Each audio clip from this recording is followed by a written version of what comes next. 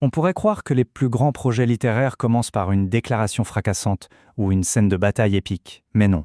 L'un des plus ambitieux de tous les temps, lui, démarre dans le plus grand secret, avec un simple rendez-vous dans un lieu que tout le monde a oublié. C'est là, dans l'ombre, que tout va commencer. Notre histoire prend donc racine dans un décor pour le moins inattendu. Imaginez un peu le tableau, un vieux cimetière à l'abandon, complètement envahi par les herbes folles. L'air Saint-Mitre. Les gens du coin en ont une peur bleue, c'est un objet d'épouvante. Mais c'est aussi devenu un refuge pour les marginaux et visiblement pour les amoureux. Un lieu de mort qui est devenu une sorte d'îlot de vie secrète. On est en décembre 1851 dans une petite ville du sud de la France, Plassans. La nuit est glaciale, mais le ciel est parfaitement dégagé. Et on sent que dans l'air, il y a une tension. Une période de trouble politique profond est sur le point d'exploser. Et c'est là qu'on fait la connaissance de notre premier personnage, Silver. Il a 17 ans, et il attend, immobile dans ce froid glacial. On dirait qu'il pourrait rester là des heures. Forcément, on se demande, mais qui est-il? Et qu'est-ce qui peut bien le retenir dans un endroit pareil? Et, soudain, une tête apparaît par-dessus le mur. C'est Miette. Voilà, le mystère est levé. Il s'agissait bien d'un rendez-vous secret. L'amour a trouvé son refuge au beau milieu des tombes. Et ce qui est vraiment frappant, c'est à quel point ils sont différents. Lui, il est solennel, un peu sombre, comme écrasé par le poids de son héritage familial. Elle, c'est tout le contraire, c'est l'énergie pure, une grâce presque sauvage, nourrie par le grand air. C'est vraiment cette opposition qui va définir toute leur relation. Leur lien est d'une pureté incroyable, presque fraternelle. Il n'y a pas encore cette passion dévorante, mais plutôt une affection profonde, très innocente. Et c'est justement cette innocence qui va rendre la suite de leur histoire si tragique. Alors maintenant, quittons un instant leur histoire personnelle pour regarder d'un peu plus près les forces bien plus grandes qui sont en train de se rassembler juste autour d'eux. Parce que, il faut le dire, ce n'est pas un rendez-vous comme les autres. La vraie question c'est, pourquoi se voir cette nuit en particulier? Et surtout, que vient faire un fusil dans une rencontre amoureuse? Et la réponse, la voilà. Silver n'est pas seulement venu dire au revoir. Il part rejoindre un soulèvement républicain. Miette est venue l'encourager avant le combat. Leur amour si innocent est sur le point d'être percuté de plein fouet par la grande histoire. Ah, un petit point de contexte pour bien comprendre. La France, à ce moment-là, est en pleine tourmente. La jeune République est menacée par un coup d'État. Et dans les provinces, des hommes comme Silver se lèvent pour la défendre. Un combat pour la liberté est vraiment sur le point de commencer. Et puis, ils arrivent. Une colonne d'insurgés qui surgit de la nuit. Le silence est déchiré par leur chant. C'est la Marseillaise. Mais ce n'est plus un hymne, non, c'est un cri de vengeance. La révolution est en marche. Mais pause, derrière cette scène incroyablement puissante, il y a un architecte. Et pour comprendre toute la portée de ce qui est en train de se jouer, il faut prendre un peu de recul et s'intéresser au grand projet de l'auteur. Cet architecte, c'est Émile Zola. Et son ambition, elle est démesurée en fait. Il ne veut pas juste raconter une histoire, non. Il veut mener une véritable dissection de la société à travers le destin d'une seule et même famille. Et ce projet monumental, il a un nom, les Rougon-Macquart. L'histoire de Silver et Miette, ce n'est que la toute première pierre de cet immense édifice. Ce qui est fou, c'est que Zola se voit moins comme un romancier que comme un scientifique. Pour lui, le roman doit devenir un laboratoire. À une époque encore dominée par le romantisme, cette approche était radicalement nouvelle, ça provoquait un véritable choc. Et voici sa théorie fondamentale, le vrai moteur de tout son œuvre. Pour Zola, chaque être humain est le produit de deux grandes forces. D'un côté, l'hérédité, c'est-à-dire les traits de caractère, les failles héritées de ses ancêtres, et de l'autre, le milieu, la société dans laquelle il évolue. Sa méthode, elle est rigoureuse, presque clinique. D'abord, il choisit une famille, les Rougon-Macquart. Ensuite, il suit leur arbre généalogique pour observer comment les tares et les qualités se transmettent. Et enfin, il place toute cette expérience dans le laboratoire social du Second Empire, une époque qu'il détestait profondément. Bon, maintenant qu'on a le plan d'ensemble, revenons à nos deux adolescents. Parce que c'est avec eux que Zola choisit d'allumer la toute première étincelle de sa fresque. Et la question qu'on peut se poser est évidente. Pourquoi?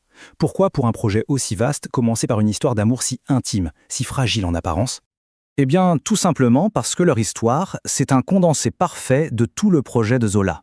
Ils sont le point de départ, la première génération où l'on peut voir ces fameuses forces de l'hérédité et du milieu à l'autre. Leur idéalisme pur va se fracasser contre la réalité brutale du monde, et leur destin est déjà scellé par des forces qui les dépassent complètement. C'est alors que tout bascule. La colonne des insurgés cherche un porte-drapeau et tous les regards se tournent vers Miette. Elle saisit la bannière. Et à cet instant précis, elle n'est plus seulement une jeune amoureuse. Elle devient une icône. Elle devient la liberté incarnée. La foule l'acclame. Ils la baptisent la Chantecreille, leur porte-bonheur. En acceptant ce rôle, son destin personnel fusionne complètement avec celui de la Révolution.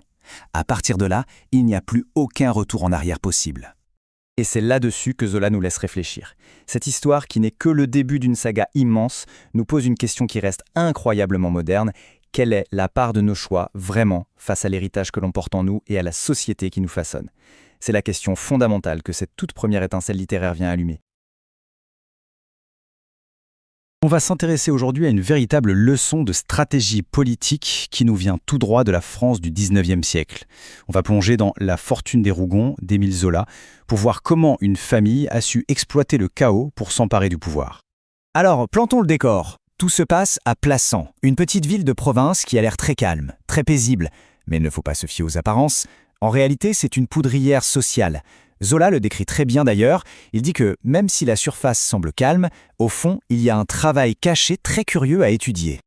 Bon, avant le fameux coup d'État de 1851, la ville est complètement bloquée par une sorte de guerre d'influence silencieuse. Et c'est justement ce climat de tension, ce terrain miné, qui va être parfait pour les opportunistes. Et des opportunistes, il y en a, les Rougons. On a en fait deux camps qui s'affrontent sans vraiment le dire. D'un côté, il y a les pouvoirs en place depuis toujours, la noblesse, le clergé, la vieille garde, quoi. Et de l'autre, on a la bourgeoisie, les nouveaux riches. Eux, ils sont morts de peur à l'idée de perdre ce qu'ils ont. Ils ne veulent qu'une chose, l'ordre, peu importe le prix. Et pile au milieu de cette situation explosive, on trouve nos personnages principaux, Pierre et Félicité Rougon. C'est un couple qui n'a qu'une seule idée en tête, une obsession, s'élever, sortir de leurs conditions modestes et devenir quelqu'un. Pour eux, toute cette instabilité politique, ce n'est pas du tout une menace. Au contraire, c'est l'occasion rêvée, celle qu'ils attendent depuis des années. C'est le tremplin parfait pour leur ambition. Et il faut bien comprendre que c'est Félicité, le vrai cerveau, le vrai moteur du couple. La bataille n'a même pas commencé qu'elle est déjà en train de faire les comptes, de calculer ce que ça va leur apporter. Elle se voit déjà avec 20 000 francs de rente. Leur champ de bataille, ce n'est pas la rue, c'est leur salon. Le fameux salon jaune. C'est là que chaque soir, ils réunissent tous leurs alliés pour préparer leur coup. Et leur équipe, c'est un sacré mélange. On y trouve des militaires qui rêvent du retour d'un Napoléon, des bourgeois qui ne pensent qu'à protéger leur argent, des gens du clergé. Ce qui les rassemble, ce n'est pas du tout une idée commune, non. C'est la peur et l'intérêt personnel. Et tout ce petit monde, Pierre compte bien le manipuler. Pendant des années, tout ça, ça reste de la théorie, des discussions de salon. Et puis, en décembre 1851, un événement à Paris va absolument tout faire basculer. L'occasion en or se présente enfin. Louis-Napoléon Bonaparte fait un coup d'État et prend le pouvoir. Pour la France entière, c'est une crise majeure. Mais pour les Rougons, c'est le coup d'envoi. À Plassans, tout s'accélère à une vitesse folle. En une semaine à peine, ça passe d'une simple lettre secrète venue de Paris à une véritable insurrection armée qui fonce droit sur la ville. Et alors que l'armée républicaine approche, que se passe-t-il? Eh bien, tous ces sauveurs autoproclamés du Salon jaune, ils sont complètement tétanisés par la peur. C'est la panique totale. Tous ces hommes qui, la veille encore, se voyaient déjà rétablir l'ordre, s'effondrent complètement face au danger. La réaction du commandant Sicardo est assez parlant. Mais là où tout le monde voit une catastrophe, Félicité, elle voit une opportunité. C'est la dernière pièce du puzzle qui vient de se mettre en place, la touche finale de leur plan. Sa stratégie, elle est aussi simple que géniale. Ne rien faire. C'est ça, le coup de maître. Elle persuade ses alliés qu'il faut laisser le chaos s'installer, laisser les insurgés prendre la ville. Pour quelle raison? Pour pouvoir ensuite débarquer en sauveur, en seul capable de ramener l'ordre. Elle va même jusqu'à bloquer physiquement la porte pour empêcher son mari de s'enfuir. Ça montre bien qu'il y a les nerfs d'acier dans cette histoire, qui est prêt à tout risquer. Une armée de 3000 insurgés. C'était exactement ça qu'il leur fallait. L'ennemi parfait, assez effrayant pour leur permettre de construire leur légende de héros. Et le plan fonctionne à la perfection. Ils se cachent, ils laissent la peur s'installer, se propager dans toute la ville. Comme ça, ils se positionnent comme le seul et unique rempart contre ce qu'ils appellent la terreur rouge. Une fois que tout est terminé, une fois que la poussière est retombée, qui sont les héros? Ce sont eux. Ils sont acclamés, célébrés comme les sauveurs de Plassans. Leur fortune est faite. Ça laisse quand même une question en suspens. Les Rougons, au final, c'était des héros ou juste des opportunistes qui ont su jouer avec la peur des gens pour leur propre profit? Et ça amène à une réflexion plus large. Dans l'histoire, combien de fois une crise a-t-elle été en fait organisée, ou du moins encouragée, par ceux-là même qui prétendaient la résoudre? Imaginez un hold-up, un coup monté de A à Z, mais pas pour piquer de l'argent dans une banque. Non, non, un hold-up politique, pour s'emparer du pouvoir et de la fortune. C'est ce plan qu'on va décortiquer aujourd'hui. Et il sort tout droit d'un chef-d'œuvre d'Émile Zola. Et on va le voir ici, pas besoin de masque ou de pied de biche. Le butin, eh bien c'est carrément une ville entière. Alors tout ça, ça commence où?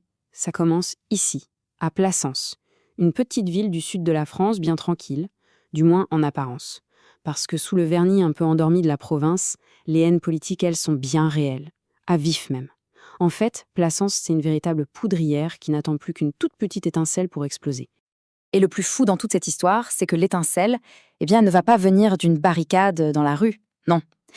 Le complot, le cœur de toute l'opération, il se trame tranquillement, bien au chaud, dans le confort d'un salon bourgeois. Alors la question c'est, comment est-ce que c'est possible? Bon, pour bien saisir ce qui va se passer, il faut d'abord planter le décor, comprendre le terrain de jeu. Et Plassans, pour ça, c'est juste l'endroit rêvé. C'est une ville remplie de rentiers, de commerçants bien conservateurs. Et leur plus grande peur, leur angoisse existentielle, c'est la République. Pour eux, République, ça veut dire le chaos et surtout la perte de leur argent. Toute cette élite locale, au fond, elle ne rêve que d'une seule chose, un pouvoir bien autoritaire, bien fort, qui viendra protéger ses petites richesses. Et leur peur panique des rouges, c'est-à-dire des républicains, elle est tellement forte qu'elle les rend complètement aveugles. Et par conséquent, incroyablement facile à manipuler. Et c'est pile à ce moment-là qu'entre en scène notre, équipe. Tous les soirs, ils se retrouvent chez la famille Rougon dans leur fameux salon jaune. C'est là que se réunit tout le gratin réactionnaire de Plassans. Mais attention, on est moins face à un groupe de dangereux conspirateurs qu'à un ramassis de trouillards qui viennent surtout pour se plaindre et trembler ensemble. Ah, et quelle équipe, franchement! On a Granou et Roudier, deux bourgeois obsédés par leur fortune, qui ne pensent qu'à ça. Il y a le commandant Sicardo, un militaire à la retraite un peu fanfaron, qui vit complètement dans la nostalgie de l'Empire. Et puis, le libraire Vuillet, un type assez rusé, qui se sert de la religion et de son petit journal pour bien attiser la haine. Bref, des pions absolument parfaits, tous rongés jusqu'à l'os par leur propre faiblesse. Et Zola, il résume leur état d'esprit avec une phrase d'une lucidité mais terrible. Leur haine des républicains est tellement viscérale, tellement profonde qu'elle dépasse complètement la logique. Et c'est justement là-dessus, sur cette hypocrisie et cette lâcheté monumentale, que le véritable plan va pouvoir se construire. Parce que, pendant que tout ce petit monde s'agite et tremble dans le salon jaune, les hôtes, eux, Pierre et Félicité Rougon, ils observent, ils calculent. Eux, ils n'ont pas peur du tout. Ils ont un plan, un vrai. L'idée, se servir de cette bande de froussards comme d'un tremplin, un marchepied pour leur propre ambition démesurée. Et au cœur de ce plan, il y a ce couple, justement. Pierre, c'est la façade, l'homme de paille. Il est ambitieux, oui, mais il est plutôt passif. La vraie force motrice, le moteur de l'opération, c'est sa femme, Félicité. C'est elle qui a la vision, l'intelligence, la stratégie, et puis surtout une soif de revanche sociale qui la dévore de l'intérieur. Le véritable cerveau de l'histoire, c'est elle. Alors quel est leur avantage décisif? D'où vient leur confiance? Eh bien d'une information cruciale qui arrive tout droit de Paris. C'est leur fils Eugène qui gravite dans les cercles du pouvoir, qui leur envoie des instructions très claires. Il faut tout miser sur un coup d'État de Louis-Napoléon Bonaparte. La stratégie est simple, se tenir prêt et attendre le signal. Et pour Félicité, le butin de ce hold-up, il est chiffré, il est très précis. 20 000 francs. Une rente de 20 000 francs par an. Ce chiffre, comme l'écrit Zola, il danse dans sa tête, c'est comme une vision diabolique. C'est ça le véritable moteur de toute sa machination. Et puis, finalement, le signal arrive. La nouvelle tombe. Il y a eu un coup d'État à Paris. L'info se répand comme une traînée de poudre à Plassans. Pour les habitués du Salon jaune, c'est le début de la fin, la panique totale. Mais pour les Rougon, au contraire, c'est le coup d'envoi. L'opération est lancée. Le jeu peut enfin commencer. Alors, pour bien se rendre compte de l'accélération des choses, petit rappel chronologique. Ça fait des années que ça discute, que ça s'agite pour rien dans le Salon jaune. Mais là, le 2 décembre 1851, tout bascule. L'histoire avec un grand H s'emballe. Et à peine 5 jours plus tard, le 7 décembre, la menace qui n'était que des mots devient une réalité imminente. Et c'est là que le plan déraille complètement. c'est l'imprévu total. Personne, mais alors personne n'avait anticipé ça. Une véritable colonne d'insurgés républicains, des milliers d'hommes qui marchent droit sur Plassans. L'ennemi imaginaire, ce fameux péril rouge dont il parlait tous les soirs pour se faire peur, eh bien il est là. Il est bien réel, il est armé et il arrive. C'est la terreur absolue qui s'empare du salon. Le moment de bascule, c'est quand un paysan déboule dans le salon complètement affolé et qu'il lâche cette simple phrase. À partir de là, c'est la débandade, c'est le sauf qui peut. Toute la belle équipe de conspirateurs de salon s'effondre comme un château de cartes. Et le plan des Rougons, si bien huilé, est à 2 doigts de voler en éclats. On est vraiment au point de rupture, tous les hommes présents sont tétanisés, paralysés par la peur. C'est le chaos le plus total. Et c'est là, précisément à ce moment-là, que Félicité, seule au milieu de ce désastre, va sortir son coup de génie. Elle va prendre ce chaos, cette déroute, et la transformer en un triomphe absolu. Pour bien sentir l'ambiance, il suffit de voir la réaction du bras armé du groupe, le commandant Sicardo. Il est complètement dépassé par les événements, il s'est mis à hurler sur tout le monde, en mode panique totale. Plus personne ne contrôle quoi que ce soit. C'est simple, le navire est en train de sombrer. Et c'est là que Félicité passe à l'action. Premier acte de sa pièce. Elle se jette littéralement sur son mari, Pierre, qui est prêt à s'enfuir avec les autres. Elle lui joue la grande scène de l'épouse éplorée, terrifiée. Mais en réalité, son but est double. L'empêcher de se couvrir de ridicule et surtout, préparer le terrain pour sa future entrée en scène. En héros. Deuxième acte, dans la foulée. Elle se retourne vers les autres hommes et là, elle leur balance cette phrase qui est une véritable humiliation. Elle ne cherche pas du tout à les calmer. Au contraire, elle veut les piquer au vif, les traiter de lâches en public. C'est une manœuvre de manipulation psychologique, mais d'un brio exceptionnel. Il faut bien revoir la séquence. C'est incroyable. En à peine quelques phrases, elle a complètement retourné la situation. D'un côté, elle humilie les fuyards, de l'autre, elle force le commandant à enfin jouer son rôle de militaire, et surtout, elle réussit son coup de maître, mettre en scène son mari, Pierre, qui apparaît maintenant comme le seul homme courageux, le seul prêt à sauver Plassans. Et le comble de l'ironie, le coup de théâtre final, c'est que les insurgés, ils n'ont jamais eu la moindre intention d'entrer dans la ville. Ils ne font que passer à côté, ils la contournent, ce qui veut dire que la grande bataille héroïque, celle pour laquelle les Rougons vont être célébrés en héros, elle n'a tout simplement jamais eu lieu. Toute leur fortune est bâtie sur du vent, sur un mensonge. Alors, au final, que retenir de cette histoire ? Peut-être que dans le jeu du pouvoir, la fortune ne sourit pas toujours aux plus audacieux ou aux plus courageux, mais qu'elle récompense bien souvent ceux qui, comme Félicité, sont de véritables génies de la manipulation. Ceux qui savent mieux que personne comment se servir de la peur et de la lâcheté des autres. Alors, bienvenue. Aujourd'hui, on va plonger dans un roman d'Émile Zola pour décortiquer quelque chose de fascinant. Comment une guerre privée, une simple querelle de famille, est sur le point de déborder et de s'inscrire dans la grande histoire de France. Imaginez un peu le décor. Plassans, une petite ville de province, en apparence super tranquille. Mais attention, sous la surface, ça bouillonne de ressentiments personnels. Et c'est ça qui est dingue. Ce sont ces rancunes, bien plus que les grandes idées politiques, qui vont être le vrai moteur du chaos qui s'annonce. Alors pour bien comprendre ce qui se trame, il faut qu'on fasse connaissance avec notre premier protagoniste. Et quel personnage ? Il s'agit d'Antoine Macquart, un homme dont toute la vie, absolument toute, est façonnée par une seule et amère injustice. Ok, donc contexte. On est juste après la chute de Napoléon. Antoine Macquart rentre à Plassans. Mais attention, ce n'est plus du tout le soldat glorieux. Non, c'est un homme aigri, paresseux, qui n'a qu'une seule idée en tête, une obsession. Sa famille l'a floué, on lui a volé ce qui lui revenait. Et cette idée, elle devient à la fois son fardeau, mais aussi, et c'est pratique, la parfaite excuse pour ne rien faire de sa vie. Et cette citation de sa mère, elle résume tout.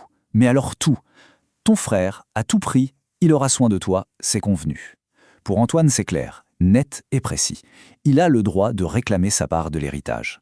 Et ça, évidemment, ça le met en conflit direct avec son demi-frère, Pierre Rogon, qui lui a bien réussi. Voilà, on est au cœur du drame. Alors, face à ça, comment réagissent les Rougons ? Eh bien, après des années et des années de disputes, la femme de Pierre, Félicité, finit par le jeter une somme ridicule, 200 francs. C'est tout. Pour Antoine, ce n'est pas juste une insulte, c'est l'humiliation de trop. Celle qui va cimenter sa haine et sa soif de vengeance jusqu'à la fin de ses jours. Et cette rancune, elle ne va pas s'apaiser avec le temps. Bien au contraire. Pendant des années, elle va pourrir. Antoine va mener une vie de feignant, complètement entretenu par sa femme fine qui, elle, se tue à la tâche. Pendant ce temps, lui, il ne fait que rêver d'une seule chose, se venger des Rougons, de leur réussite qu'il trouve insolente. La politique dans tout ça, ce ne sera jamais qu'un prétexte. Bon, on a planté le décor pour Antoine. Mais ce qui est intéressant, c'est que de l'autre côté de l'échiquier révolutionnaire, on a un tout autre personnage. Un jeune homme qui se bat pour la même cause, oui, mais pour des raisons qui sont à l'opposé complet. Et ce jeune homme, c'est Silver Mouret, le neveu d'Antoine. Son histoire est bien différente. C'est un orphelin, élevé par sa grand-mère. Et lui, il a développé une passion, une dévotion quasi religieuse pour l'idée de la République. Une République juste, une République parfaite. Pour lui, ce n'est pas un outil, c'est un idéal sacré. Alors là, regardez bien ce contraste, il est saisissant. D'un côté, on a Antoine Macquart. Sa motivation, la vengeance, la cupidité. La République, pour lui, c'est juste un outil pour s'enrichir et écraser son frère. Il est cynique, manipulateur. Et de l'autre côté, on a Silver. Sa motivation, la justice, la liberté. Pour lui, la République, c'est un rêve, un idéal absolu. Il est passionné, un peu naïf aussi. On a vraiment deux mondes qui s'opposent, mais qui vont pourtant se retrouver du même côté de la barricade. Et Antoine, il a beau être paresseux, il n'est pas bête. Il comprend très vite le potentiel de la passion de Silver. Il voit cette flamme et il se dit qu'il peut s'en servir. Alors il commence son petit jeu de manipulation. Il attire le jeune homme dans son cercle, avec un seul but, utiliser son idéalisme pur pour ses propres objectifs, qui eux sont tout sauf purs. Et c'est là que ça devient vraiment passionnant. On a ce drame familial qui couve, et on va voir comment il va littéralement exploser le jour où une crise nationale va venir mettre le feu aux poudres.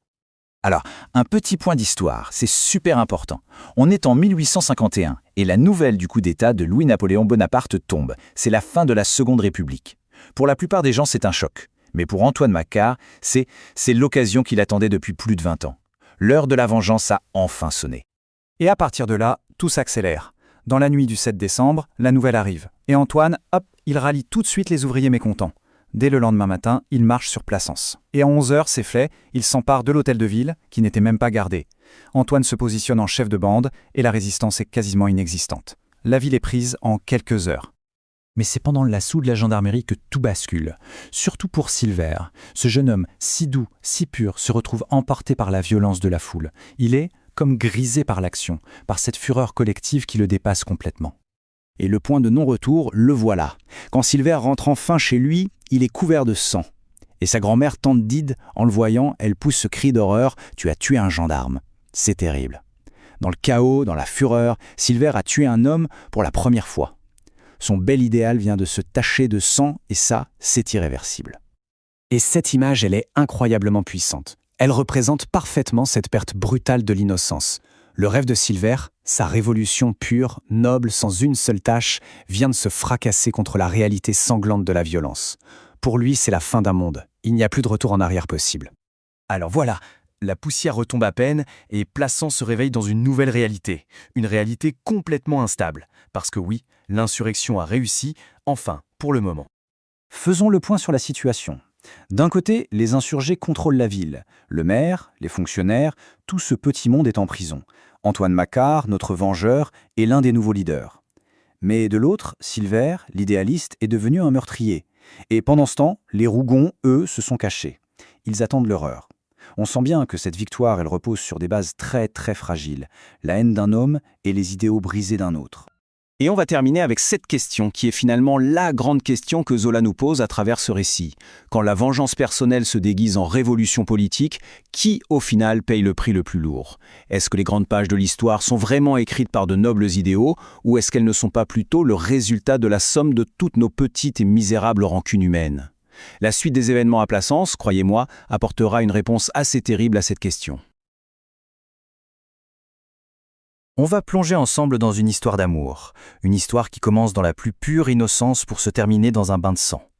C'est tiré d'un grand classique d'Émile Zola, et on va voir comment le destin de deux adolescents, leur petite histoire, a été littéralement écrasé par la grande histoire, avec un grand H.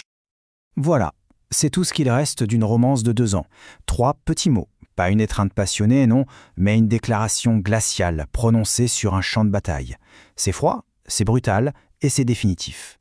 Alors, la question qu'on se pose tous, c'est comment? Comment est-ce qu'une histoire d'amour entre deux ados peut finir de façon aussi tragique? Pour comprendre, eh bien, il faut tout rembobiner. On doit retourner au tout début, bien avant que le fracas des armes ne vienne étouffer leurs secrets. Ok, pour bien saisir l'enjeu, replaçons-nous dans le contexte de cette scène finale. On est en 1851, en pleine province française. Il faut s'imaginer l'agitation. Des républicains tentent de se soulever contre le coup d'État de Louis-Napoléon Bonaparte. Ils veulent sauver la République. Sauf que leur soulèvement y vire au désastre. C'est le chaos total. Et c'est là, au beau milieu de ce chaos, de cette violence, qu'on retrouve nos deux jeunes amoureux. Ils sont complètement piégés. D'un côté, il y a leurs grands idéaux, leurs rêves de république, et de l'autre, la réalité. Une réalité incroyablement brutale, bien plus terrible que tout ce qu'ils avaient pu imaginer. Bon, maintenant, on quitte cette scène de violence, on fait un bond de 2 ans en arrière. Oubliez la politique, oubliez les fusils. On va faire la connaissance de nos deux protagonistes à une époque où leur destin semblait complètement différent. Alors, qui sont-ils? D'un côté, on a Silver, c'est l'idéaliste, le jeune rêveur qui ne jure que par la République. Et de l'autre, il y a Miette. Elle, c'est la paria, l'exclue, celle que tout le monde rejette. On le sent tout de suite, dès le départ, tout semble les opposer. La société, les préjugés, leur amour, ça va être un combat. Et pourtant, malgré tout ce qui les sépare, leur première rencontre a quelque chose de magique. C'est d'une simplicité, presque irréelle. Un moment de pureté totale, complètement à l'écart de la méchanceté du monde. C'est un peu comme si le destin leur accordait une petite pause, une parenthèse enchantée avant que tout ne bascule. Alors, de cette simple rencontre va naître une relation vraiment profonde. Comment? En cachette. Leur amour va grandir dans le secret, dans des endroits à l'abandon, loin des jugements. C'est là qu'ils vont se construire leur propre petit monde, leur bulle à eux. Alors, ça dure presque 2 ans cette idylle. On passe de la première rencontre un peu timide à une véritable promesse, celle de se protéger l'un l'autre. Ils se construisent comme une forteresse de tendresse pour se protéger du monde extérieur. Le problème, c'est qu'aucune forteresse, aussi solide soit-elle, ne peut tenir face à un tremblement de terre. Et là, le tremblement de terre, c'est l'histoire. Et cette promesse de Silver, elle est super intéressante, parce que pour lui, c'est limpide. Protéger Miette, la femme qu'il aime, des injustices, et se battre pour la République, c'est exactement le même combat. Dans sa tête, l'amour et la politique sont liés. C'est à la fois incroyablement beau et, on doit bien le dire, terriblement naïf. Et voilà, c'est là que tout dérape. Le coup d'État de 1851, c'est l'événement qui fait tout exploser. La grande histoire fait une irruption fracassante dans leur petite histoire d'amour. La promesse de Silver n'est que seulement personnelle, elle devient politique. D'un coup, leur amour ne leur appartient plus. Il est happé, aspiré par le tourbillon des événements. Au départ, il faut imaginer l'ambiance. C'est l'euphorie. Il y a une énergie folle, un immense souffle d'espoir. Nos deux amoureux sont complètement portés par cette vague d'enthousiasme. Ils sont jeunes, ils sont idéalistes, et ils sont convaincus qu'en marchant, ils construisent un avenir meilleur. Pour eux et pour tout le pays. Mais on est chez Zola. Et l'euphorie, ça ne dure jamais bien longtemps. Très vite, l'ambiance change du tout au tout. Elle devient lourde, presque funèbre. L'espoir laisse place à un mauvais pressentiment, comme une ombre qui plane. On commence à comprendre que cette marche héroïque, elle ne peut que mal se terminer. Et au milieu de tout ce tumulte politique, Zola nous offre ce petit moment, un moment tout simple, plein de tendresse, qui nous rappelle ce qu'ils sont vraiment. Ce ne sont pas des héros, pas des symboles, ce sont juste deux ados amoureux et épuisés par la marche. Et là, on eut de retour au point de départ. La boucle est bouclée. Le bruit assourdissant des fusils, le chaos total. Silver cherche Miette partout, et il la retrouve, par terre. C'est le moment précis où la réalité de la guerre vient pulvériser leurs rêves en 1000 morceaux. Ce moment de la découverte est absolument terrible. C'est à la fois intime et d'une brutalité sans nom. Toute la violence de la guerre, tout le fracas est résumé en une chose minuscule, un petit trou, presque rien. Mais ce petit trou, il contient toute la tragédie. Le grand idéal politique vient de se réduire à une blessure mortelle. On ressent toute son impuissance, tout son désespoir dans ses paroles.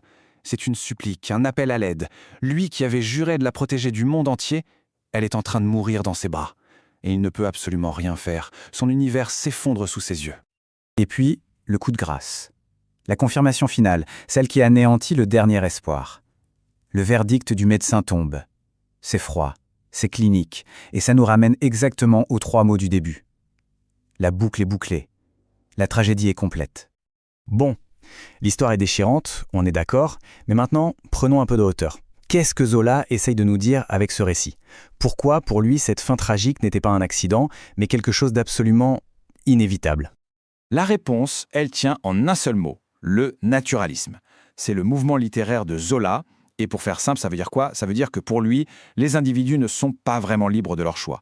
Ils sont le produit de forces plus grandes qu'eux, leur famille, leur milieu social, et bien sûr, le moment historique dans lequel ils vivent.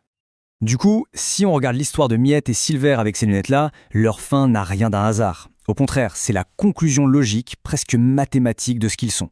D'un côté, on a le lourd passé familial de Miette, cette espèce de malédiction, de l'autre, l'idéalisme politique un peu aveugle de Silver. Mettez les deux ensemble dans le contexte d'un coup d'État, et vous avez un cocktail fatal. Et finalement, c'est la grande question que ce roman, écrit au XIXe siècle, nous renvoie encore aujourd'hui. Quelle est notre part de liberté? Sommes-nous vraiment maîtres de nos choix? Ou est-ce qu'on est, nous aussi, façonnés, peut-être même déterminés, par les grandes forces de notre propre époque? C'est une question vertigineuse et complètement intemporelle.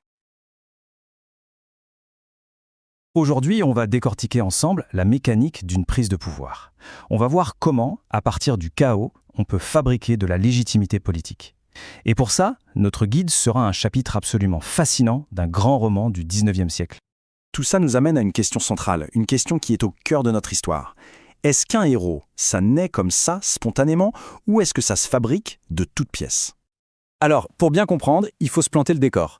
Imaginez une petite ville, Plassans, elle est complètement paralysée par la peur, par l'agitation politique. C'est un véritable vide de pouvoir. Et ce vide, c'est une occasion en or pour quiconque aura l'audace de s'en emparer. Et voici notre homme, notre futur héros, Pierre Rougon. Sauf que, pour l'instant, il n'a rien d'un héros. Il se terre, il a peur de son ombre, il se cache du chaos, même qu'il prétendra bientôt avoir maîtrisé. Mais pendant que Pierre tremble, sa femme, Félicité, voit les choses très, très différemment. Pour elle, cette crise, ce n'est pas une menace, c'est l'opportunité d'une vie. C'est elle, la vraie tête pensante de l'opération. Et la preuve, c'est Pierre lui-même qui la donne. Il l'avoue à sa femme, il n'y comprend rien. La politique, ce n'est pas son truc.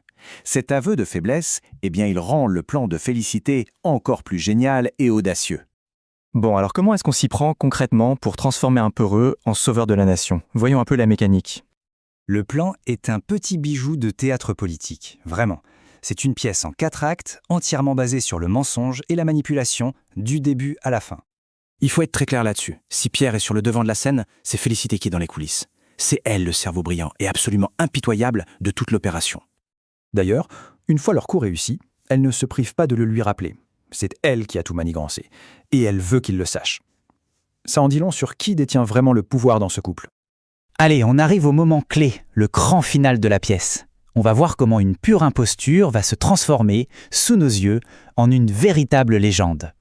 Et voilà, l'attaque est lancée. Tout se passe exactement comme prévu, comme sur le papier. C'est du théâtre, ni plus, ni moins, mais orchestré pour un impact maximal. Le point culminant de ce drame, un seul coup de feu. Un coup de feu qui ne blesse personne. La seule victime de cette bataille héroïque, c'est un miroir. Un miroir brisé, et c'est tout. Le combat est terminé.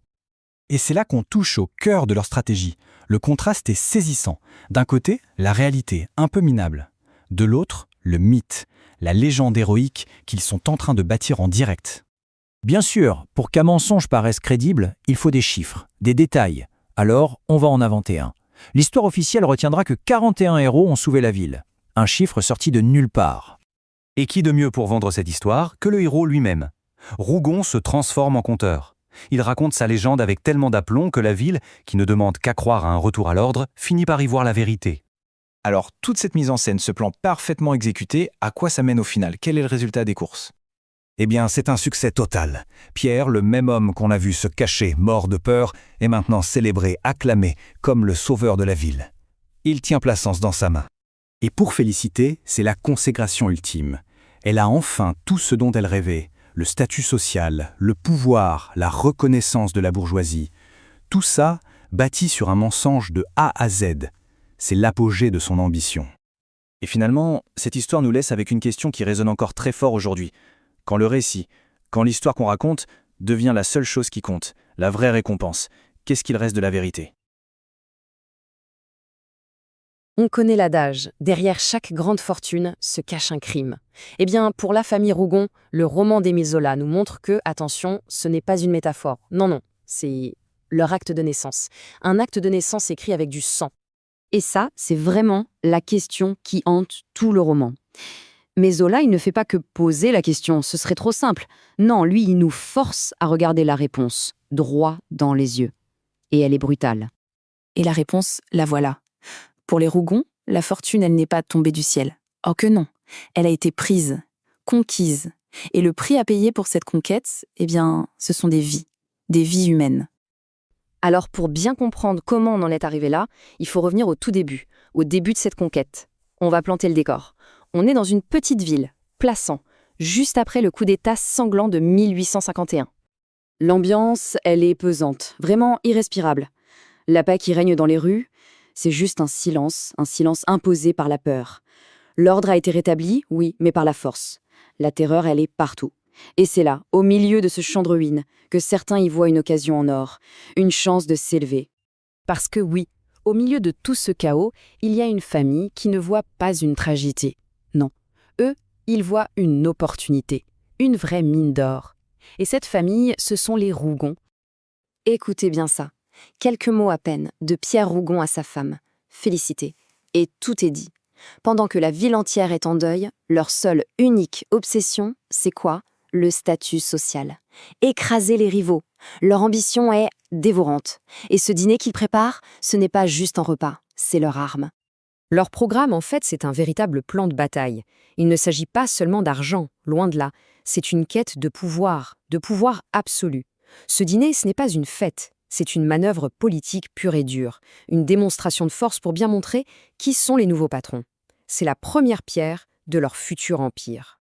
Et c'est précisément là que tout bascule. Parce que le succès des Rougon, il ne peut pas se construire sur du vide. Il a un coût humain, un sacrifice très, très direct et très personnel. Et là, Zola, avec son génie, nous arrache brutalement au confort du salon des Rougon.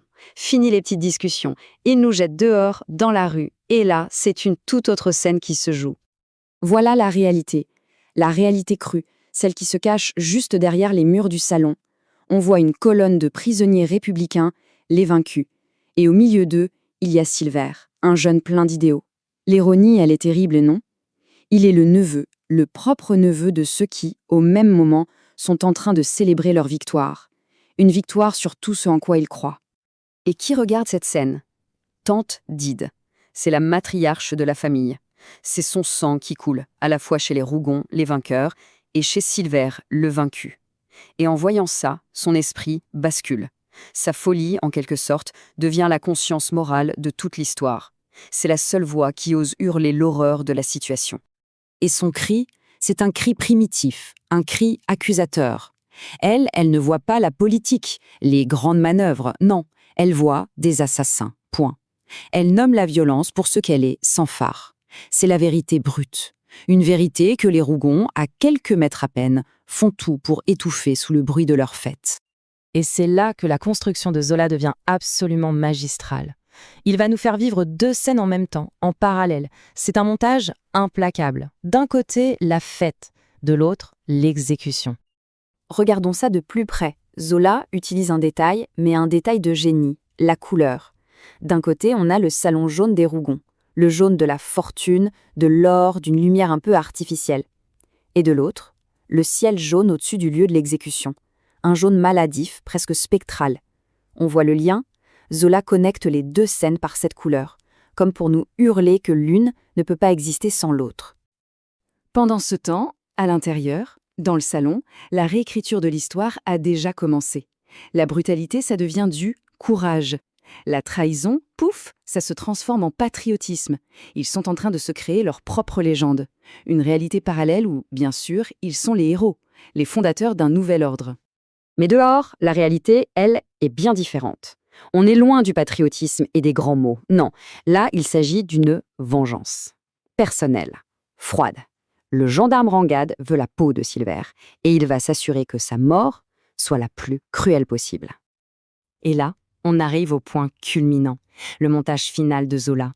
Un toast, un coup de feu, le son du verre qui trinque pour célébrer la fortune des Rougon et en même temps, le son du crinque de leur neveu qui éclate. Les deux sons se mélangent, ils fusionnent, le triomphe et la mort, en un seul et même instant. C'est juste génial et c'est absolument terrible. À partir de là, le lien est fait. Il est indéniable. Le triomphe des uns est, littéralement, bâti sur la mort des autres. C'est aussi simple et aussi horrible que ça. Et c'est là que le titre du roman, La fortune des Rougon, prend tout son sens. Parce que la fortune, ce n'est pas juste l'argent. Non, c'est bien plus que ça. C'est le pouvoir, le statut, l'avenir. Et cette fortune-là, elle a un acte de naissance très clair, un pacte, scellé par un meurtre. C'est la pierre angulaire, la fondation sanglante sur laquelle toute leur dynastie va reposer. Et les remords dans tout ça? Le chagrin? Rien.